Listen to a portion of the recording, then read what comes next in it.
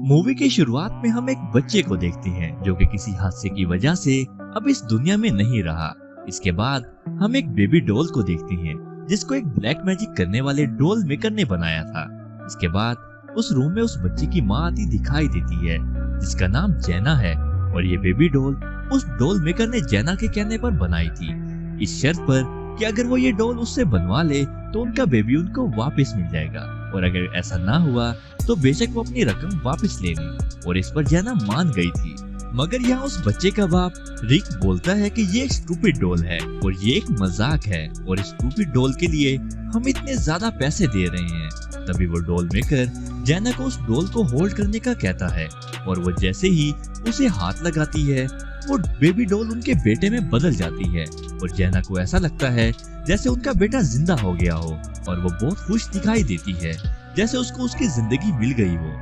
मगर यहाँ रिक बहुत कंफ्यूज हालत में आगे बढ़ता है और वो डॉल मेकर उसे कहता है कि आओ तुम भी इसे होल्ड करके देखो। और यहाँ रिक जैसे ही उस डॉल को हाथ लगाता है वो फौरन से बच्चे में बदल जाती है, और रिक डर जाता है, और जैसे ही वो हाथ पीछे करता है वो दोबारा डॉल में तब्दील हो जाती है। और यहाँ जैना फुल मुतमईन होकर उस डॉल मेकर को पूरे पैसे दे देती है। इसके बाद वो डॉल मेकर उन्हें कुछ इंस्ट्रक्शंस देता है और उनके घर आता है, और जैना को उस डॉल के साथ उनके घर से बाहर जाने का बोलता है। और वो जैसे ही बाहर जाती है तो वो बच्चा डॉल में बदल जाता है, और जैसे ही घर आती है वो फिर से जैना का बेटा दिखने लगता है।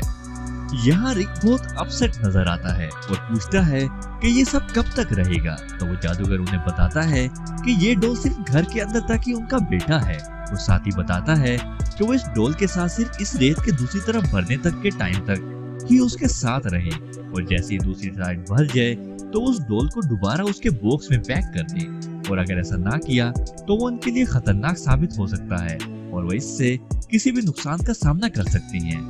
मगर हम देखते हैं कि जैना हर वक्त अपने बेटे और डॉल के साथ जुड़ी रहती है, जिस पर रिक नाराज होता है, और यहाँ जैना गुस्से से उस गिलास जार को भी तोड़ डालती है। एक दिन हम देखते हैं कि जैना उस बेबी डॉल को कुछ खिलाने में मसरूफ है, तो रिक फ्रस्ट्रेशन की वजह से जैना के पास आता है और कहता है कि तुम एक फेक वर्ल्ड में जी रही हो और मेरे साथ आओ,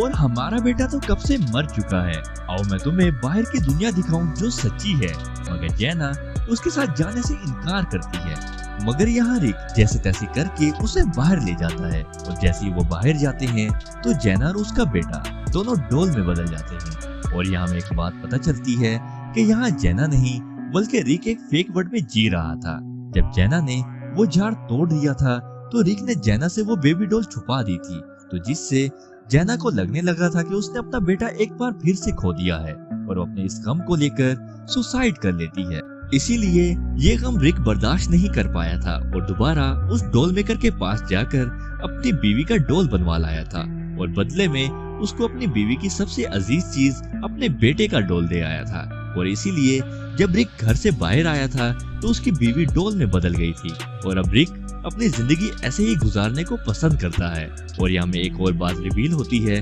कि डॉल मेकर ने बोला था कि अगर कोई उसके काम से सेटिस्फाइड ना हो तो वो उनको पैसे उनके वापस कर देगा, लेकिन ऐसा अभी तक कभी नहीं हुआ कि लोग अपने उस फेक वर्ल्ड में जीने को पसंद कर लेते हैं और उसके आदी हो जाते हैं।